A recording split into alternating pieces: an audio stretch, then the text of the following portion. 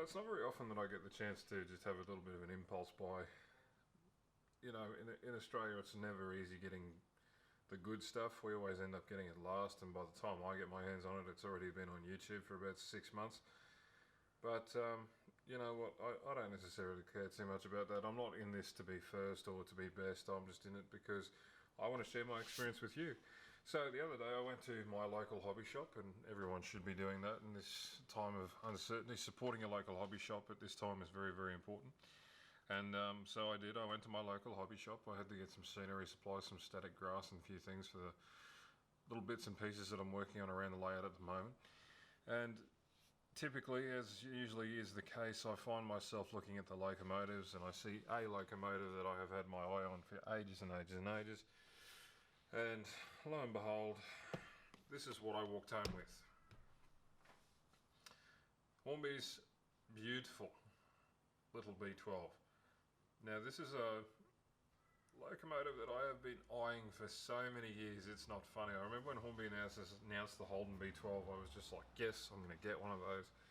And I've probably had about half a dozen opportunities in the past to buy one, or I've passed on them all the time. So this time I just got fed up and said, no, I'm going to buy it.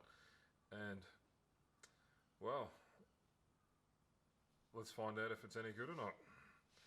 So Hornbys B12, what part number is this? This is Hornbys R3544 LNER B12 class locomotive number 8527. These things just look really smart to me, though. I think they've got a real unique character of their own. You know, the 6 drivers with internal pistons, which is really, really cool. Smart looking little locomotives, comparable I suppose to the B2s. Is it the B2s? Thompson's B2? I believe it's the B2 anyway. Thompson's B1 I should say rather. B2, oh gee. Anyway, so originally years ago I had a plan to run one of these with a Thompson B1, which I remember seeing videos years ago of these two classes of locomotives running together on heritage railways pulling 8 to 10 coach Mark 1 trains. So I always thought that would look really, really cool, having a double head on the layout with this locomotive and a B1 locomotive. For whatever reason I just haven't gotten around to doing that until today, so let's crack it open and see what it is like. So as usual, Hornby's packaging is just awesome. Later revisions especially, now that they have these drawing plans on here, that's actually a really nice touch. B12 4P3F, so not a very powerful locomotive, but I suppose this has been in traffic since the early 1900s and was probably withdrawn probably I would say in the 40s to 50s. So yeah, okay, cool. So they ran on the Great Eastern Main Line, so Ipswich, which is funnily enough what my station is based on at Castle Hill. So yeah, really nifty. So yet again, 10 out of 10 for presentation by Hornby. Any of you new to the hobby would probably never have to remember the pain that was the old styrofoam and tissue paper packaging of the earlier locomotives, and the amount of times that I used to pull locomotives out of boxes like that and they'd get broken was comical. So Hornby really had to up their game, and they did. Usual detailing pack instructions, fitting in the guard irons. Okay. Always important that you keep this paperwork, folks, because if you ever end up selling a locomotive, this actually adds to the value of it. Just a little tip. Okay, standard Hornby instructions.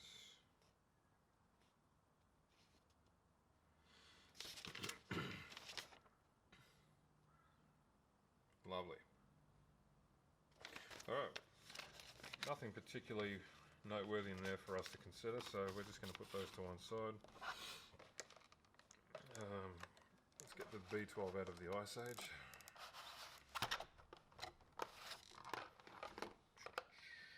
Where am I looking?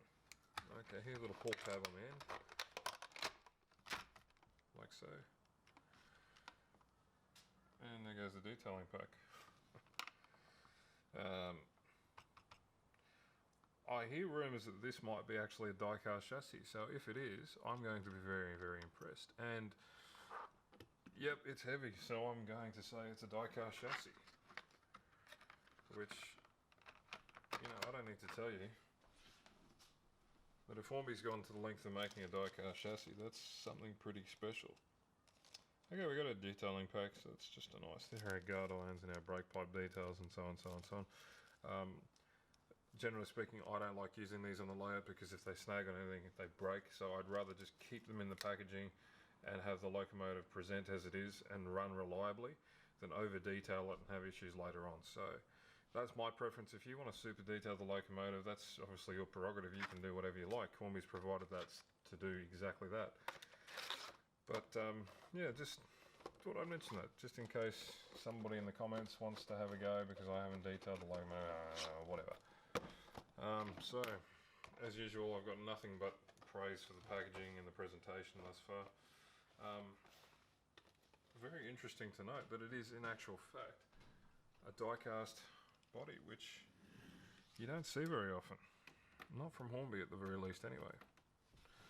Let's zoom in. Okay, so does Hornby's B12 impress? Yes, absolutely, it does impress. It is a fantastic little locomotive.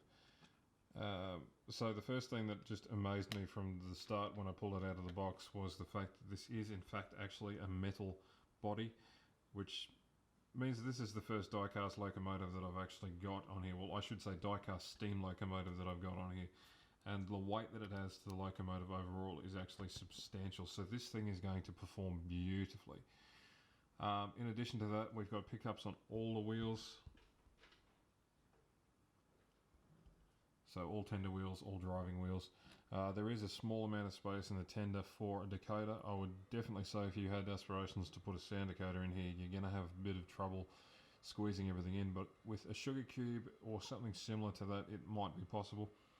The benefit of doing that is that they've managed to put a massive motor in this thing.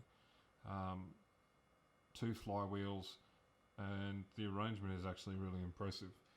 It's one of the things that I always felt the B1 struggled with was the fact that the motor in it was not the best. It's pretty clunky and doesn't operate the best, but my suspicion would be that if we change the decoder out on it, it might actually perform a little bit better.